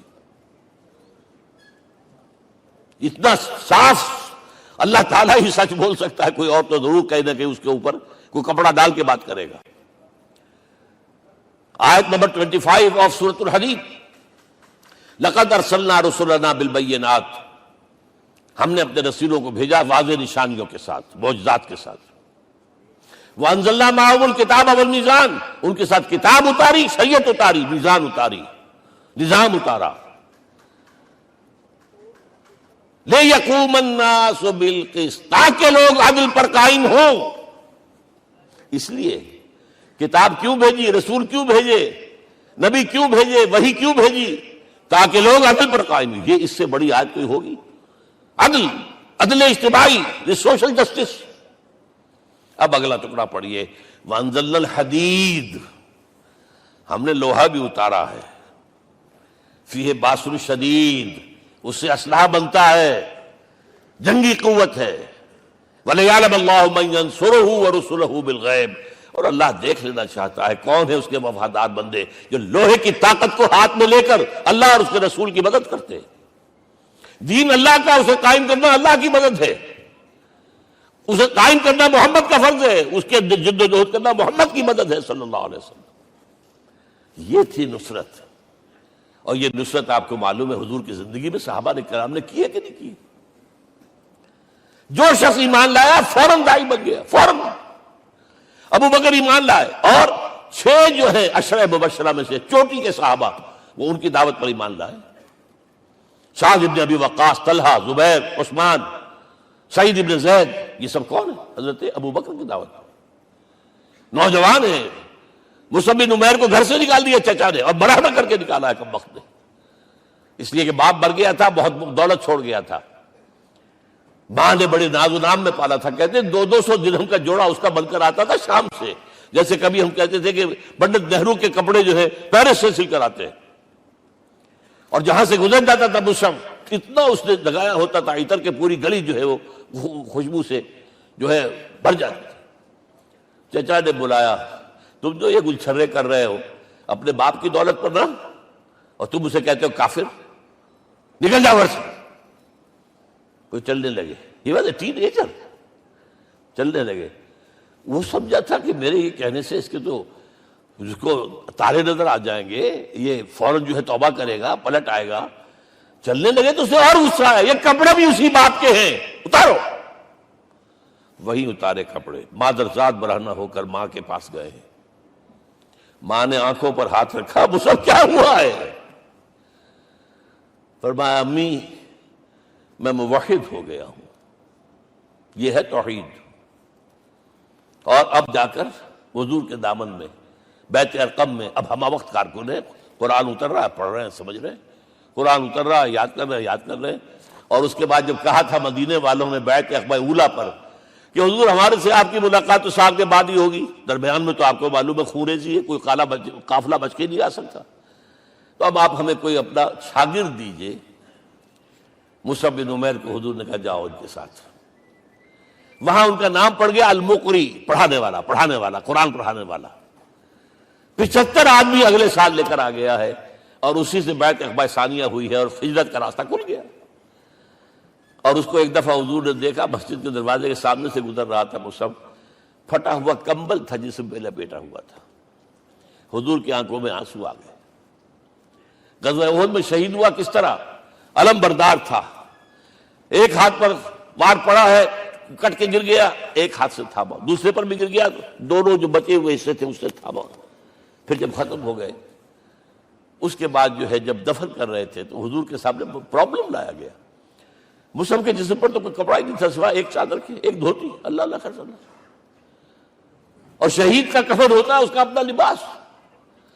حضور وہ اتنا چھوٹی ہے وہ چادر کہ پاؤں ڈھانپتے ہیں تو سر کھل جاتا ہے، سر ڈھانپتے ہیں تو پاؤں کھل جاتے ہیں. فرمایا سر کو ڈھانپ دو کپڑے سے اور پیروں پر گھاس ڈال دو. That was the last dress which Musab got.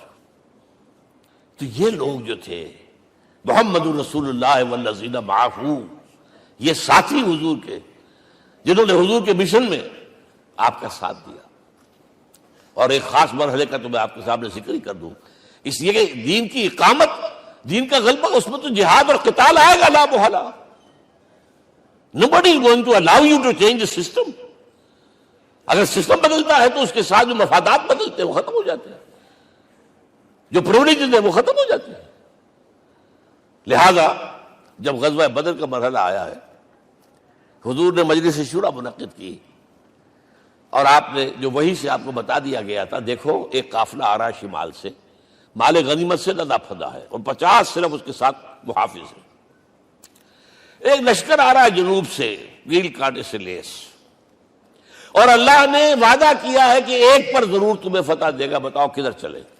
یہ اصل میں کسی بھی سپہ سالار کے لیے وقت ہوتا ہے کہ اپنے ساتھیوں کے مورال کا اندازہ کرے. کچھ ہوں گے ہم جیسے کمزور بھی، انہوں نے کہا کہ حضور پہلے قافلے کی طرف چلے، آسانی سے فتح بھی ہو جائے گی اور ہتھیار مل جائیں گے. ہمارے پاس تو ہتھیار بھی نہیں ہے، گنتی کے لوگوں کے پاس تلواریں بھی نہیں سب کے پاس، تو 50 آدمیوں کے ہتھیار تو ملیں گے. پھر لشکر سے نپٹ لیں. اب حضور کہہ رہے ہیں اشیرونی اشیرونی اشیرونی. حضرت مقداد بن اسود کھڑے ہوتے، حضور ہمیں موسیٰ کے ساتھی نہ سمجھیے جنہوں نے کہہ دیا تفذب انت وربک فقاتلا انا ہاہنا قاعدون. ہم موسیٰ کے ساتھی نہیں ہیں، ہم آپ کے جانثار ہیں. آپ جو آپ کی نیت ہے آپ بسم اللہ کیجیے، ہم آپ کو کیا پتہ ہمارے ذریعے آپ کو اللہ تعالیٰ آنکھوں کی ٹھنڈک عطا فرمائے. حضور پھر فرمایا مجھے مشورہ دو، مجھے مشورہ دو. تب خیال آیا سعد ابن عبادہ رضی اللہ تعالیٰ عنہ کو، جو رئیس انصار تھے، ہو نہ ہو یہ ہماری طرف روئے سخن ہے. کیونکہ بیعت عقبہ ثانیہ جس کے نتیجے میں ہجرت ہوئی ہے اس میں طے یہ ہوا تھا کہ اگر یہ مکے والے مدینے پر حملہ آور ہوں گے آپ کو ختم کرنے کے لیے، ہم آپ کی حفاظت ایسے ہی کریں گے جیسے اپنے بیوی بچوں کی. اور ابھی مدینے پر حملہ ہوا نہیں ہے، حضور پری ایمپٹ کر رہے ہیں، باہر نکل کر مقابلہ کرنا چاہ رہے ہیں. تو گویا کہ انصار کور نہیں ہوتے اس کے اندر، اس لیے بار بار اشیرونی مجھے مشورہ دو. اب سعد بن عبادہ کھڑے ہوتے ہیں، کانک تعنینا یا رسول اللہ صلی اللہ علیہ وسلم.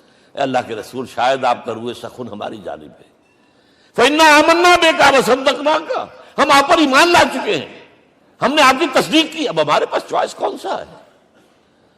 اگر آپ آگے چلیں ہم پیچھے چلیں گے، اگر برق الغماد تک پہنچیں گے ہم اپنی اونٹنیوں کو دبلا کر دیں گے. یمن کا آخری شہر جو ہے برق الغماد، اور اگر آپ ساحل سمندر پر کھڑے ہو کر اپنی سواری سمندر میں ڈالیں گے ہم بھی ڈال دیں. بہرحال یہ مراحل ہیں کہ جن سے گزر کر حضور نے اللہ کے دین کو غالب کیا اور قائم کیا، اور اس ہر سطح پر، ہر مرحلے پر صحابہ کرام نے آپ کا ساتھ دیا. جہاں آپ کا پسینہ گرا وہاں انہوں نے اپنی خون کی ندیاں بہا دی. محمد رسول اللہ والذین معہ اشداء علی الکفار رحماء بینہم. یہ ہے در حقیقت عظمت محمد صلی اللہ علیہ وسلم. آج کے دور میں سمجھ لیجئے اچھی طرح، یہ دور جس کا کہ فاتح ہے حضور، فاتح سے مطلب افتتاح کرنے والے، اس دور میں اجتماعی نظام کی اصل اہمیت ہے. اجتماعی نظام غلط ہے، ایکسپلائٹیٹو ہے. تقسیم دولت کا نظام غلط ہے. کیا ہوگا؟ ایک طرف دولت جمع ہوگی، ایکومولیشن آف ویلتھ، ایک طرف بھوک، افلاس، فاقہ ہوگا. شاہ ولی اللہ دہلوی کہتے ہیں کہ جس معاشرے میں تقسیم دولت کا نظام غلط ہو جائے یہ دو دھاری تلوار ہے، دو دھاری، دونوں طرف کاٹتی ہے۔ ایک طرف دولت جمع ہوگی تو عیاشیاں ہوں گی، بدماشیاں ہوں گی، گلچرے ہوں گے، وہ بھی خراب، معاشرے کے لیے خراب۔ اور ایک طرف فقر ہوگا اور بھوک ہوگی اور فاقہ ہوگا، یہ بھی خراب۔ اس لیے کہ حضور فرماتے ہیں کاد الفقر ان یکون کفرا، فقر تو انسان کو کفر کی حد تک پہنچا دیتا ہے، لہذا فقر کو کل نظام کو توڑنا ہوگا۔ یہ الفاظ شاہ ولی اللہ دہلوی رحمۃ اللہ علیہ کے، جو 12ویں صدی ہجری کے مجدد۔ اس نظام کو بدلنا، اب آپ سوچئے حضور صلی اللہ علیہ وسلم نے جب اپنے اس مشن کی تکمیل کر لی، تو میں اب دو باتیں آپ کو بتا رہا ہوں۔ چونکہ حضور کی بعثت صرف عرب کے لیے نہیں تھی، صرف عربوں کے لیے نہیں تھی، صرف ملک عرب کے لیے نہیں تھی۔ اگر یہ ہوتا تو آپ کا کام مکمل ہو گیا تھا، پورے عرب میں اللہ کی حکومت قائم ہو گئی، ایک ایک شخص تک قرآن پہنچ گیا۔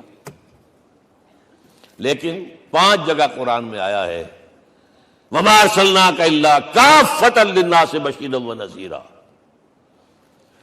ہم نے نہیں بھیجا آپ کو مگر تمام انسانوں کے لیے بشیر اور نذیر بنا کر۔ لہذا کام مکمل نہیں ہوا۔ اقبال کہتا ہے وقت فرصت ہے کہاں، کام ابھی باقی ہے، نور توحید کا اتمام ابھی باقی ہے۔ یہ بھی تکمیل رسالت کا مظہر ہے کہ حضور سے پہلے کوئی رسول پوری نوع انسانی کے لیے نہیں بھیجا گیا، آپ پہلے رسول ہیں اللہ کے اور آخری جو پوری نوع انسانی کے لیے بھیجے گئے۔ حضرت عیسیٰ نے بھی یہی کہا تھا اپنے حواریین سے، تو سینٹ پال نے اسے تبلیغی مذہب بنایا ہے۔ انجیل میں اب بھی الفاظ موجود ہیں کہ I have been sent in search of the lost sheep of the house of Israel، میں تو اسرائیل کے گھرانے کی کھوئی ہوئی بھیڑوں کی تلاش میں بھیجا گیا ہوں، صرف بنی اسرائیل کے لیے۔ قرآن بھی کہتا ہے رسولا الی بنی اسرائیل، واحد رسول ہیں جو پوری دنیا کے لیے بھیجے گئے۔ اچھا کہہ دینا تو آسان ہو گیا، اس کا مطلب کیا ہے؟ جب تک پوری دنیا پر اللہ کا دین غالب نہ ہو، محمد کا مقصد بعثت ہنوز شرمندہ تکمیل ہے، اور یہ ہوگا، اس کی خبر دی ہے۔ یہ ایک تحفہ میں لے کر آیا آپ کے لیے، 8 صفحے ہیں، لیکن یہ سمجھیے کہ یہ سونے کے حروف سے شر لکھے ہوئے ہیں، وہ احادیث، وہ آیات جن میں حضور نے خبر دی ہے کہ پوری دنیا پر اللہ کا دین غالب ہوگا۔ ہو نہیں سکتا کہ دنیا ختم ہو جائے اور محمد کا مقصد بعثت ابھی مکمل نہ ہو، ناممکن۔ جن آیات کو پڑھیے، ان میں پھر احادیث پڑھیے۔ میں صرف 2 حدیثیں آپ کو سنا دوں۔ ایک میں حضور نے اپنے زمانے سے لے کر قیامت تک کے 5 ادوار گنائے ہیں، آپ پڑھ لیجیے گا، ٹیکسٹ ہے یہ، اور خدا کے لیے اس کی قدر کیجیے گا، یہ آیات ہیں، احادیث سے پھینک نہ دیجیے خدا کے لیے کہیں۔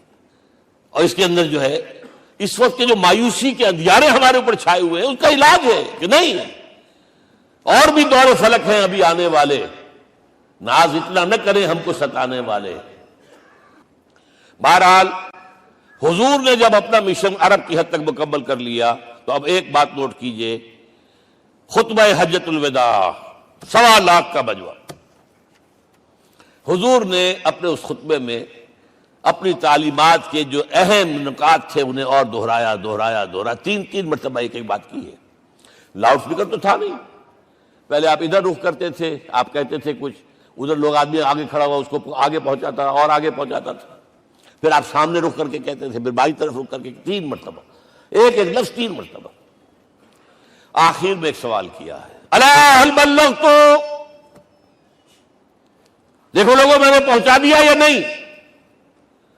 کیونکہ قرآن میں تحدید آئی تھی، اے نبی، یا ایھا النبی بلغ ما انزل الیک من ربک وان لم تفعل فما بلغت رسالتہ، اے نبی جو کچھ تم پر نازل کیا گیا اللہ کی طرف سے پہنچا دو، اور اگر نہیں کیا تو رسالت کا حق ادا نہیں ہوگا۔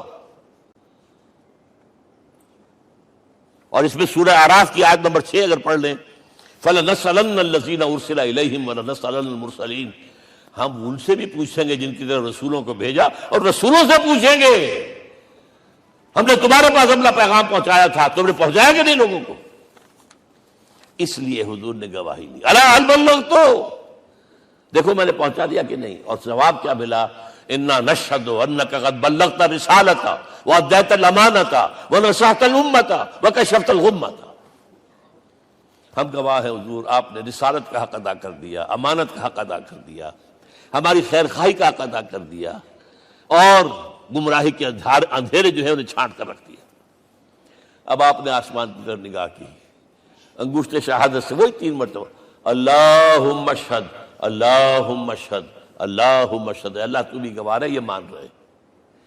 یہ ہے سائی آف ریلیف، یہ بوجھ جو میرے کندھے پر آیا تھا اِنَّا سَنُلْقِي عَلَيْكَ قَوْلًا ثَقِيلًا، یہ اب منتقل ہو گیا، اب امت کو منتقل ہوا۔ لہذا آخری لفظ کیا تھا؟ فَلْيُبَلِّغِ الشَّاهِدُ الْغَائِبَ، اب جو یہاں موجود ہیں ان کا فرض ہے کہ پہنچائیں ان کو جو یہاں نہیں ہے۔ میں صرف تمہارے لیے رسول نہیں ہوں، ایک ایک فرد نوع بشر تک دنیا میں جو اس وقت ہے، اور ایک ایک فرد نوع بشر جو آخر تک آئے گا قیامت تک، اس تک قرآن پہنچانا تمہارے ذمہ ہے۔ ہم نے نہیں پہنچایا، اسی لیے آج ہم اللہ کے عذاب میں ہیں۔ آج کیوں ذلیل کے کل تک نہ تھی پسند گستاخی یہ فرشتہ ہماری جناب میں؟ 1.5 بلین مسلمان، لیکن عزت نام کی کوئی شے ہے؟ G7 G9 G11 G13 G15 کوئی مسلمان بھی ہے ان میں؟ نہ 3 میں نہ 13 میں، نہ G7 میں نہ G15 میں، نن۔ اتنی بڑی تعداد، سیکیورٹی کونسل میں کسی سیٹ کی امید ہے؟ نن۔ آپ کے وسائل پر ان کا قبضہ ہے، آپ کی ٹیکسیشن کے احکام وہاں سے آ رہے ہیں۔ ریٹ بڑھاؤ، چینی کے اس کے بڑھاؤ، اور فلاں کے بڑھاؤ، اور بجلی کے بڑھاؤ، اور تیل کے بڑھاؤ، کیا ہو رہا ہے؟ کیوں ذلیل ہے؟ اور نمبر 2، آج دنیا میں خون اگر بہ رہا ہے تو صرف مسلمان کا ہو گیا، مانند آب ارضا مسلمان کا لہو۔ 60 سال سے کشمیر اور فلسطین، پھر درمیان میں صومالیہ، چچنیا، کوسوو، یہ سب بوسنیا، پھر آپ کو معلوم ہے فلپائنز، پھر جو کچھ ہوا افغانستان میں، اور جو کچھ ہوا اب ہو رہا ہے، جو کچھ ہوا عراق میں۔ یہ کیوں ہے؟ We are criminals number 1. We have not done our duty. ہم نے قرآن کو اپنا امام نہیں بنایا، دوسروں کے سامنے کیا پیش کریں گے؟ ہمارا اپنا سارا نظام سود کے اوپر مبنی ہے۔ بہرحال پہلا فرض یہ ہے، اب اس کو پہنچاؤ، اور یہاں تک فرمایا بلغوا عنی ولو آیۃ، پہنچاؤ میری جانب سے چاہے ایک ہی آیت، preach on my behalf۔ یہ کام جو ہے جو کہا گیا تھا، واقعہ یہ کہ میں 50 برس سے کر رہا ہوں، یہ آج کی بات نہیں ہے۔ تکمیل اور تدوین فن میں جو بھی حفیظ کا حصہ ہے، نصف صدی کا قصہ ہے، 2-4 برس کی بات نہیں۔ میں میڈیکل کالج کے زمانے سے درس قرآن دے رہا ہوں، جمعیت طلبہ کے اجتماعات کے درمیان درس قرآن ہوتا تھا، جماعت اسلامی کا رکن تھا تو درس قرآن ہوتا تھا، اور اس کے بعد سے میری زندگی کا بیشتر وقت اس میں لگا، بیشتر اور بہتر۔ یہ حضور کا حکم ہے، پہنچاؤ میری جانب سے چاہے ایک آیت پہنچاؤ۔ اچھا، نمبر 2، اب حکم دیا گیا، اس کی مثال میں دے رہا ہوں آپ کے سامنے۔ جب ایران کے ساتھ جنگ شروع ہوئی ہے تو سپہ سالار افواج ایران رستم نے وفد بلایا ایک، اے عربو، تم پہلے بھی ہم پر حملے کیا کرتے تھے، لیکن پہلے لوٹ مار کر کے واپس چلے جاتے تھے۔ یہ جان لیجئے، یہ ہسٹری کا ایک موقع ہے خاص، کہ ایک سیٹلڈ سیویلائزیشنز ہوتی ہیں، اور ایک وہ جو رہتے ہیں سطح مرتفع پر، وہاں پانی نہیں ہوتا، وہ فصل کہاں سے آ جائے گی، یا ریگستان میں جو وہاں بستے ہیں وہ کیا کرتے ہیں؟ وہ وقتاً فوقتاً جاتے ہیں، جھپٹا مارتے ہیں، لوٹ مار کرتے ہیں، لے کر وہاں سے دولت آتے ہیں، اسی پر ان کی گزارا تھا۔ تو پہلے بھی آیا کرتے تھے، لوٹ مار کر کے چلے جاتے، اس دفعہ پیچھا بھی چھوڑ رہے، وجہ کیا؟ ایسی پیاری، یہ کئی روایتوں میں آیا ہے، الفاظ مختلف ہو سکتے ہیں۔ جو مسلمان وفد کا سربراہ تھا اس کا جواب سنیے، انا قد ارسلنا، دیکھو رستم، پہلے ہم خود آتے تھے، اب ہمیں بھیجا گیا ہے، اللہ نے بھیجا محمد کو، محمد نے بھیجا ہمیں صلی اللہ علیہ وسلم۔ کس لیے؟ لنخرج الناس من ظلمات الجہالت الى نور الایمان ومن جور الملوک الى عدل الاسلام۔ اس لیے بھیجا گیا ہمیں کہ نوع انسانی کو شرک اور کفر کی جہالتوں سے نکال کر ایمان کی روشنی میں لائیں، اور بادشاہوں کے ظلم و ستم کے پنجے سے نجات دلا کر عدل اسلام. دیکھو ہمارا خلیفہ چٹائی پر بیٹھتا ہے عمر رضی اللہ تعالیٰ عنہ, اس کے تو کوئی خدم و حشم نہیں ہے, کوئی باڈی گارڈ نہیں ہے. ایک آیا تھا سفیر ایران کا, مدینے میں آ کر گھوما پھرا, کوئی محل نظر نہیں آیا اسے. پوچھتا ہے مسلمانوں سے اینا ملک, بھائی تمہارا بادشاہ کہاں ہوتا ہے؟ جواب ملا لیسا لنا ملکن بل لنا امیر, ہمارا کوئی بادشاہ نہیں, ہمارا امیر ہے. کہاں ہے بھائی؟ ہمارے بیت المال کے کچھ اونٹ گم ہو گئے تھے کہ بھائی ملے نہیں, ہمارا خلیفہ تلاش کرنے گیا. اب اس نے کسی کو لیا ہوگا آئیڈینٹیفائی کر سکے, ڈھونڈ کر جا کر ایک جگہ دیکھا, دھوپ تیز ہو گئی تھی, حضرت عمر تھک گئے تھے, لہذا ایک درخت کے سائے میں اپنے کوڑے کا تکیہ بنا کر لیٹے ہوئے استراحت فرما رہے. کوئی خادم نہیں, کوئی خدم و حشم نہیں, کوئی باڈی گارڈ نہیں. اس وقت وہ کھڑے ہو کر کہتا ہے عمر تم عدل کرتے ہو, تمہیں کوئی خوف نہیں ہے. ہمارے بادشاہ ظلم کرتے ہیں, لوگوں کا خون پیتے ہیں, انہیں ہر وقت ڈر رہتا ہے. انہیں اونچی اونچی فصیلیں چاہیے, انہیں باڈی گارڈ چاہیے, انہیں حفاظتی دستے چاہیے. یہ مثال پیش کی ہے نا, یہ کوئی فیری ٹیلز تو نہیں ہے, یہ تو آج کی تاریخ ہے, 1400 برس پرانی تاریخ ہے بھائی, کوئی پرانی نہیں ہے, کوئی 10,000 سال پرانی بات نہیں ہے. اور وہی عمر ہے, انہیں بلایا گیا ہے بیت المقدس, وہاں جو مسلمانوں کا محاصرہ تھا وہ طول کھینچ گیا, فصیل بہت اونچی مضبوط, اور اندر ہر طرح کا رسد بھی موجود ہے, راشن بھی ہے, پانی بھی ہے. عیسائیوں کا قبضہ تھا. عیسائی پادری آئے فصیل پر, مسلمانوں تم اگر قیامت تک بھی یہاں پڑے رہے محاصرہ کر کے, یہ کبھی فتح نہیں ہوگا شہر. ہاں یہ فتح ہونا ہے, ہماری کتابوں میں ہے, لیکن ایک درویش بادشاہ کے ہاتھوں فتح ہوگا. تمہارے اندر ہمیں وہ درویشی نظر نہیں آ رہی. وہ چونکہ کچھ عرصہ ہو گیا تھا, شام میں پہنچ گئے تھے, خربوزے کو دیکھ کے خربوزہ رنگ پکڑتا ہے, اچھا لباس پہننا شروع کر دیا. اور وہاں تھے امین هذه الامہ ابو عبیدہ بن الجراح رضی اللہ تعالی عنہ, یکے ازا شرح مبشرہ, ان کا فوراً کلک کیا, یہ بادشاہ مدینے میں بیٹھا ہوا تو ہے. یہاں سے ریکویسٹ کی گئی ہے آپ تشریف لائیے. اب 700 میل کا سفر ہے, کوئی ذاتی سفر نہیں, کسی بیٹے کے کنووکیشن میں کے لیے نہیں گئے, کوئی انٹوریج نہیں ہے, کچھ نہیں. ایک اونٹ, ایک خادم, اور اسی اونٹ پر راستے کا راشن, لہذا ایک آدمی بیٹھ سکتا ہے. اب ایک منزل خلیفہ اوپر تشریف فرما ہے اور خادم ہاتھ پکڑ کر آگے چل رہا, اگلی منزل خادم اوپر بیٹھا ہے اور خلیفہ ہاتھ پکڑ کے آگے چل رہا ہے. جب آخری منزل آئی ہے تو باری ہو گئی اس خادم کی, اس نے ہاتھ جوڑ دیے, خدا کے لیے لوگ دیکھیں گے, مجھے ماریں گے, تمہیں شرم نہیں آئی؟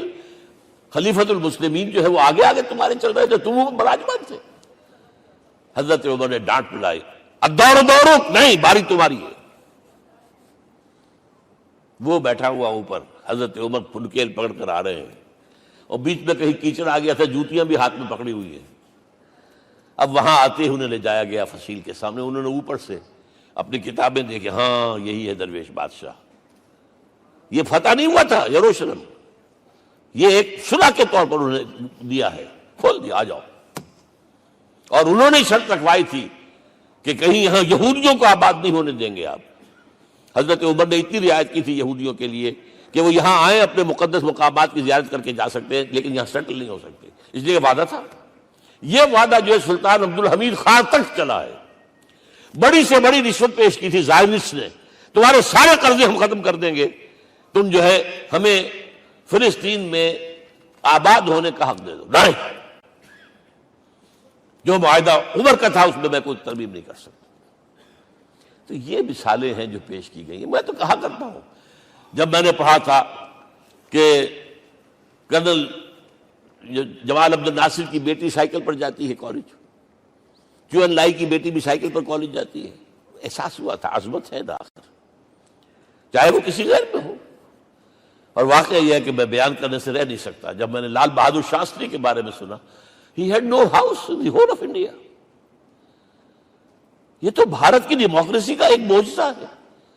A person who doesn't own a house in the whole length and breadth of India, and he rose to the position of Prime Minister.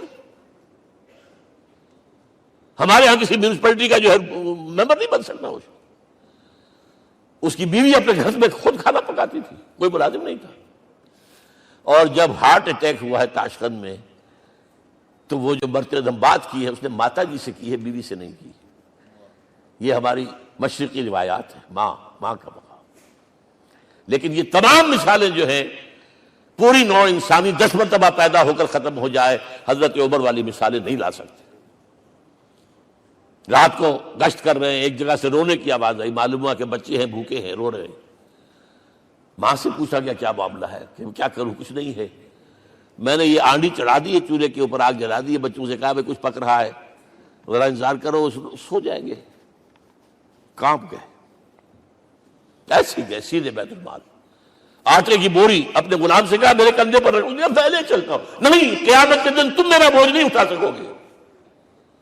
اپنے کندھے پر بوری رکھ کر لائے ہیں، کھانا پکوایا، کھلایا بچوں کو۔ اب اگر حضور یہ کہے کہ سید القوم خادم ہوں، تو یہ حقیقت تھی کہ نہیں تھی؟ ورنہ اگر یہ مثال نہ آتی تو کہتے جی شاعری تو اچھی ہے، بہت اچھا شعر کہہ دیا، کوئی سردار بھی کبھی خادم ہوا ہے۔ اب یہ ہے کہ یہ نظام دنیا میں، بس آخری بات پہ میں آ گیا ہوں، یہ خوشخبریاں میں آپ کے ساتھ یہ تحفہ لے کر آیا، یہ پڑھیے کہ نظام دوبارہ آنا ہے۔ محمد کی پیشن گوئی غلط نہیں ہو سکتی، وہ صادق المصدوق صلی اللہ علیہ وسلم۔ اگرچہ ابھی ہمیں اور سزائیں ملنی ہیں، اور سخت سے سختر سزائیں آنی ہیں۔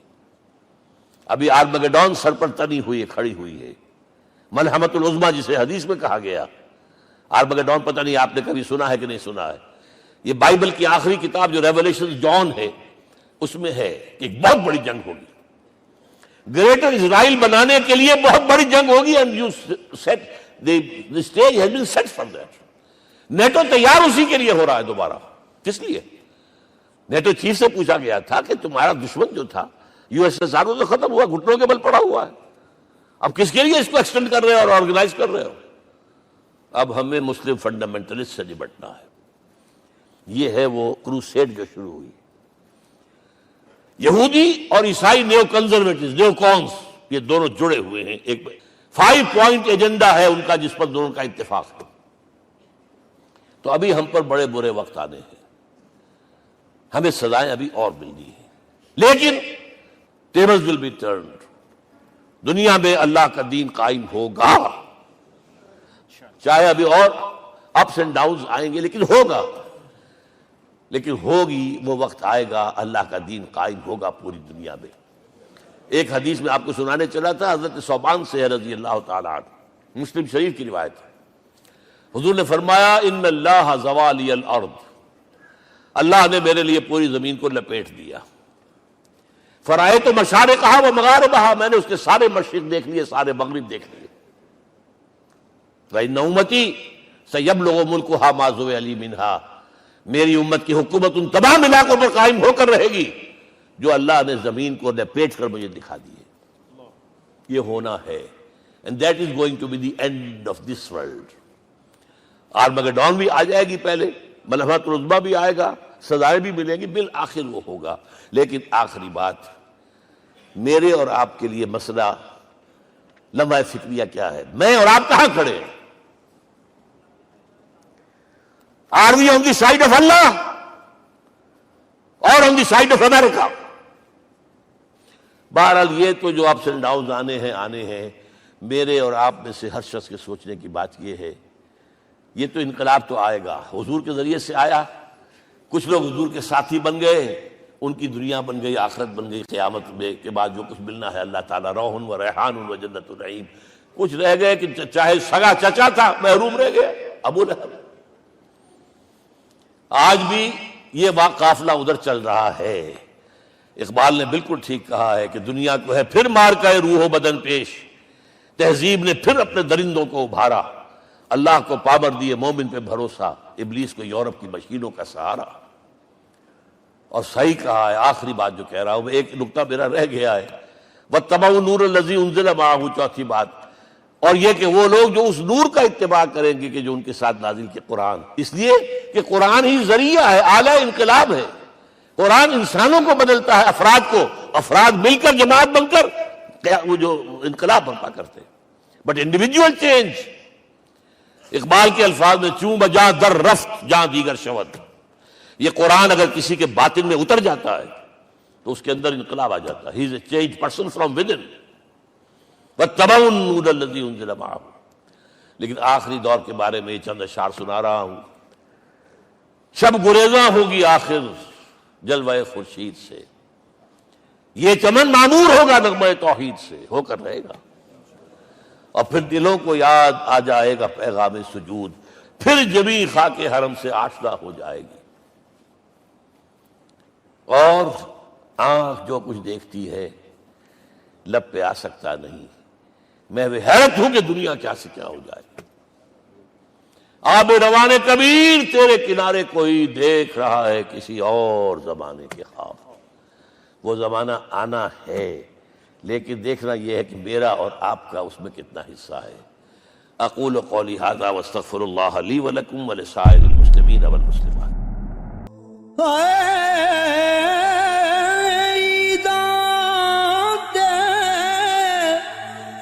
شب رات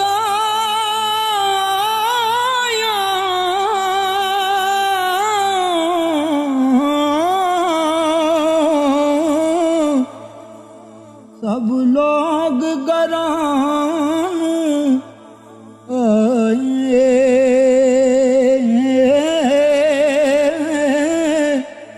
او نہیں آئے او پرت محمد جو آپ ہتھیں دفنا